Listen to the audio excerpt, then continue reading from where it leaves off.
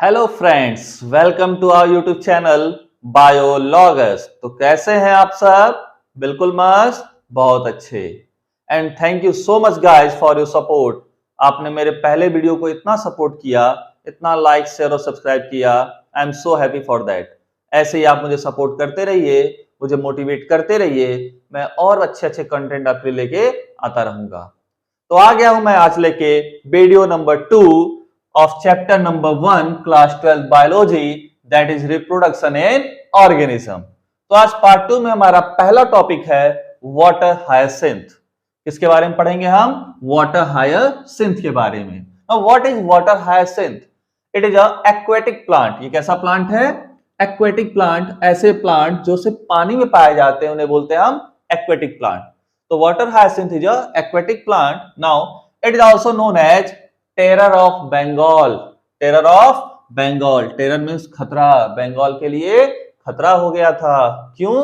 क्योंकि it is a invasive weed. Invasive मतलब जो बाहर से लाया गया हो उसे बोलते हैं invasive weed. Weed means unwanted plant. Weed means क्या होता है? Weed means unwanted plant. जो प्लांट हम नहीं चाहते लेकिन फिर भी ग्रो कर जाता है उसे हम बोलते हैं वीड। क्या बोलते हैं? Weed. Now it is a invasive weed, grows in standing water. रुके हुए पानी में ग्रो करते हैं, मींस स्टैग्नेंट वाटर। क्या बोलते हो आप इसको? Stagnant water. तो कहां ग्रो करेगा water hyacinth? It grow in standing water. रुके हुए पानी में ग्रो करता है। Now third point is it drains oxygen from water. जिस वाटर बॉडी में ये ग्रो करता है उस वाटर बॉडी से सारा ऑक्सीजन क्या करता है? ये ड्रेन कर लेता है। सारा ऑक्सीजन क्या करता है? एब्जॉर्ब कर लेता है। यार बताओ, जब सारा ऑक्सीजन ये एब्जॉर्ब कर लेगा तो उसमें जो क्रिएचर्स रह रहे हैं, जो ऑर्गेनिज्म रह रहे हैं इस वाटर बॉडी में, उनके पास ऑक्सीजन की कमी हो जाएगी। जैसे मछलियां वगैरह हैं तो उनकी डेथ हो जाएगी। क्यों? क्योंकि ऑक्सीजन की क्या हो जाएगी? स्कार्सिटी। ऑक्सीजन की कमी हो जाएगी। क्योंकि सारा ऑक्सीजन कौन ले ले रहा है? सारा ऑक्सीजन तो ले रहे हैं वाटर हायसिंथ भैया। और वाटर हायसिंथ भैया ने सारा ऑक्सीजन जब ले लिया तो वाटर बॉडी में ऑक्सीजन की कमी होने लगेगी। Now fourth point is introduced in India due to beautiful flower and shape of leaf. ये इंडिया में इंट्रोड्यूस किया गया, मींस बाहर से लाया गया। और क्यों लाया गया? इसकी दो खासियत थी। पहला, फॉर इट्स ब्यूटीफुल फ्लावर। इसके खूबसूरत फूलों की वजह से, ब्यूटीफुल फ्लावर की वजह से। एंड शेप ऑफ लीफ, देखने में बड़े अच्छे लगते थे, इसलिए इनको बाहर से लेते आए हम। बड़े अच्छे लगते थे। Now fifth point is grow at phenomenal rate. बहुत ही हाई रेट से ग्रो करते हैं by vegetative propagation. Vegetative propagation means asexual mode of reproduction। asexual mode of reproduction। और किससे? स्ट्रक्चर क्या होगा? किस स्ट्रक्चर से ग्रो करते थे? पिछले लेक्चर में मैंने बताया था स्ट्रक्चर इज ऑफसेट। स्ट्रक्चर क्या है? ऑफसेट। बताया था मैंने। ऐसे दो वाटर हायसिंथ हैं, इनके बीच में क्या होगा? ऑफसेट का फॉर्मेशन होगा। फिर अगला ऑफसेट, अगला वाटर हायसिंथ, अगला ऑफसेट, अगला water hyacinth. This is known as offset. Clear है? Water hyacinth, terror of Bengal, invasive weed, grows in standing water, drain oxygen from water. कहां पे ग्रो करते हैं? स्टैग्नेंट वाटर में। इंडिया में क्यों इंट्रोड्यूस किए गए? Due to its beautiful flower and shape of leaf. And last one is grow at phenomenal rate. बहुत हाई रेट से ग्रो करते हैं by vegetative propagation. And vegetative propagation कैसे? By offset. ओके, जल्दी लिखो इसको, जल्दी जल्दी।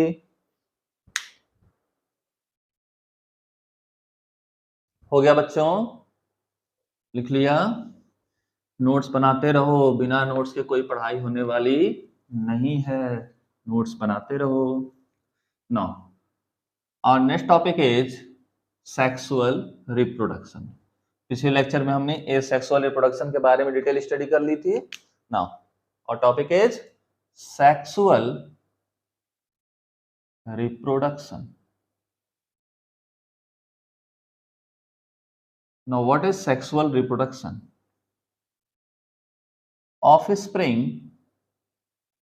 offspring produced by involvement of two parent of opposite sex, two parents of opposite sex, and also there is formation of two types of gamete,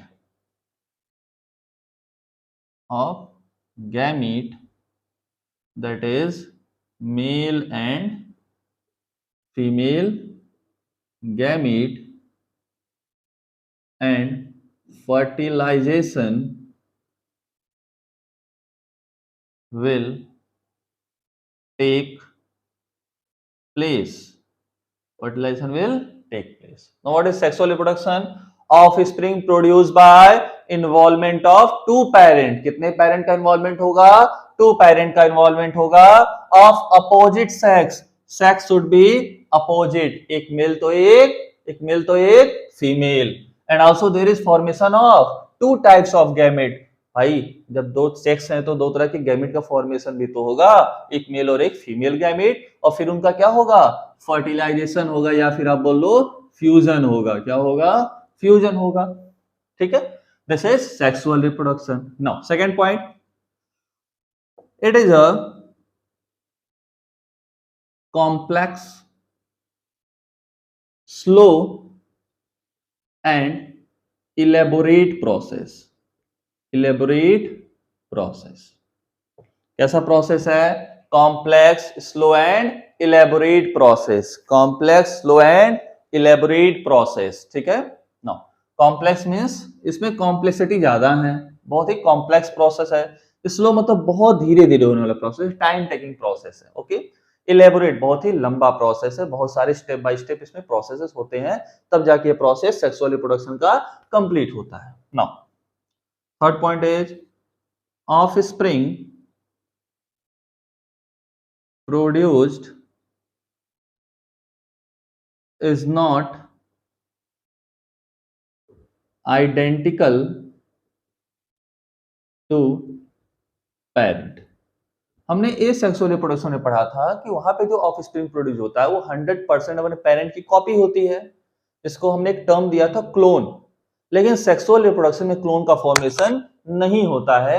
यहाँ पे जो offspring produce हुआ वो अपने पेरेंट की आइडेंटिकल कॉपी नहीं होने वाली है, डिफरेंस होगा। नाउ क्या डिफरेंसेस देखिए, morphology of offspring is different, but anatomy and physiology is same। जो ऑफस्प्रिंग प्रोड्यूस होगा उसकी मॉर्फोलॉजी तो अलग होगी, देखने में वो अपने पेरेंट से अलग होगा, मींस एक्सटर्नल अपीयरेंस जो है उसका पेरेंट से बिल्कुल अलग होगा। कुछ कुछ चीजें हो सकती है सिमिलर हो, आंख नाक कान हो सकता है पेरेंट्स की तरह हो, लेकिन ओवरऑल देखा जाए तो उसका अपीयरेंस अपने पेरेंट्स से बिल्कुल अलग होगा। लेकिन एनाटॉमी मींस इंटरनल स्ट्रक्चर उसके, और फिजियोलॉजी मतलब जो भी इंटरनल स्ट्रक्चर है उनका फंक्शन, ये बिल्कुल अपने पेरेंट्स के रिजेंबल करेगा, आइडेंटिकल होगा। क्लियर है सारे पॉइंट सेक्सुअल रिप्रोडक्शन के। Offspring produce by involvement of two parent, कितने पेरेंट का इन्वॉल्वमेंट बोलो मेरे साथ, कितने पेरेंट का इन्वॉल्वमेंट, कितने पेरेंट का इन्वॉल्वमेंट, टू पेरेंट का इन्वॉल्वमेंट होगा। कितने टाइप के गैमेट का फॉर्मेशन, टू टाइप के गैमेट का फॉर्मेशन होगा। ठीक है, उसके बाद फर्टिलाइजेशन होगा। Now second point, it is a complex, कैसा प्रोसेस है? Complex, slow and elaborate process. Complex, slow and elaborate process. Offspring produce not identical, याद रखना, not identical. And last one is morphology तो सेम होगी, sorry morphology तो different होगी, morphology तो different होगी, but anatomy and physiology will be same. ठीक है, नोट करो जल्दी इसको।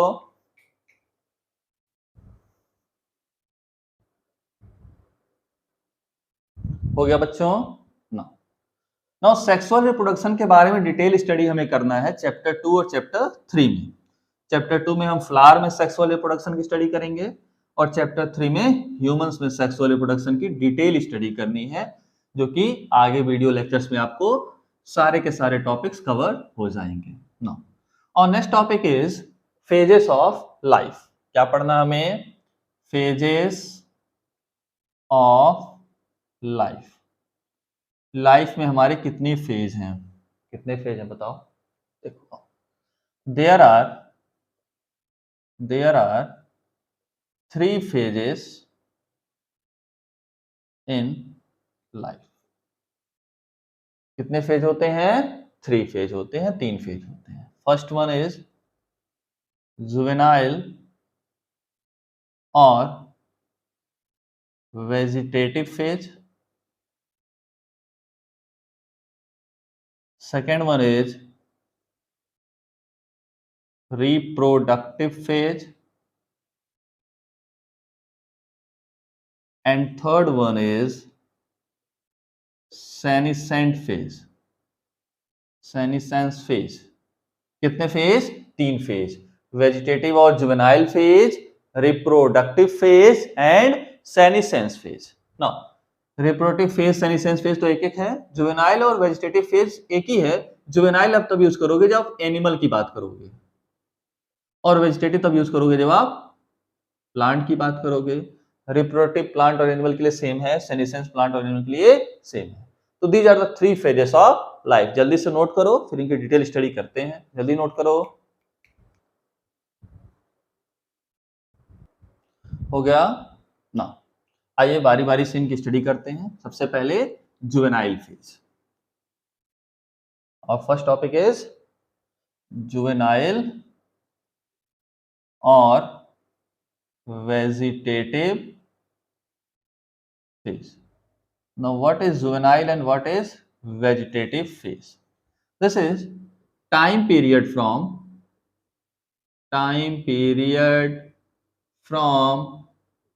birth to time till it achieve the sexual maturity।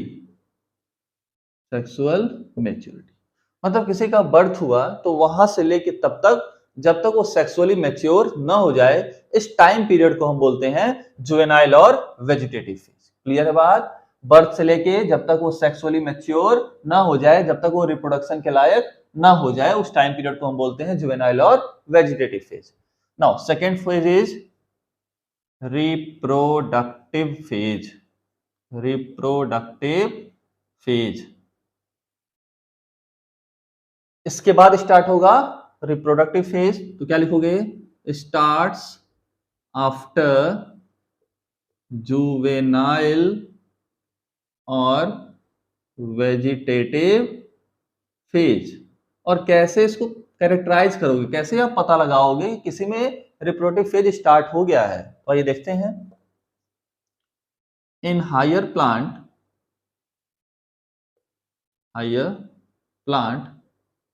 it is characterized by flowering। जब किसी पेड़ में फूल खिलने लगे तो आप समझ जाओ कि उसका रिप्रोडक्टिव फेज स्टार्ट हो गया है। And in animals and specially in placental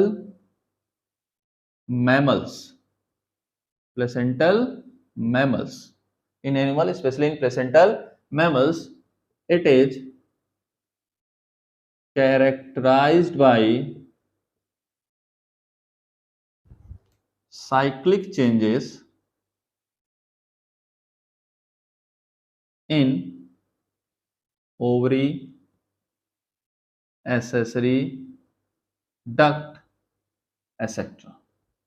तो आप हायर प्लांट्स में कैसे पता लगाओगे? By flowering. जब उनमें फूल खिलने लगेगा तो मींस उसका रिप्रोडक्टिव फेज स्टार्ट हो गया है। और एनिमल्स में स्पेशली किसमें? प्लेसेंटल मैमल में आप कैसे पता लगाओगे? कुछ साइक्लिक चेंजेस होंगे उसमें। किसमें? ओवरी में और एसेसरी डक्ट में। This is reproductive phase. ठीक है। Now third is, next topic is senescent phase. Senescent phase. What is senescent phase? Senescent phase is end of reproductive phase. End of reproductive phase. जब reproductive phase क्या हो जाए, and हो जाए, खत्म हो जाए, उसे हम बोलेंगे senescent phase. characterized by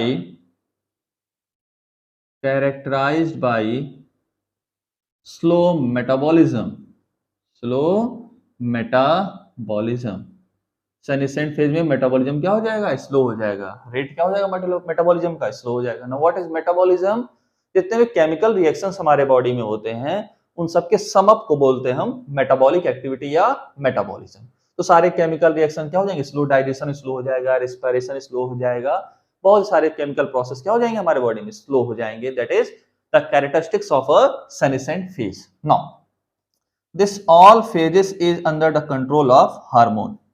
ये सारे फेज कौन कंट्रोल करता है, कैसे वेजिटेटिव फेज से रिप्रोडक्टिव फेज में आना है, कैसे इस फेज से सेनेसेंट फेज में आना है, सारा किसके अंदर में है, कौन कंट्रोल करता है, सब कंट्रोल करता है hormone. Now all phases are control by hormone. कौन कंट्रोल करता है, हार्मोन कंट्रोल करता है. ठीक है, तो समझ में आया. जुवेनाइल और vegetative phase, time period from birth to time till it achieve the sexual maturity.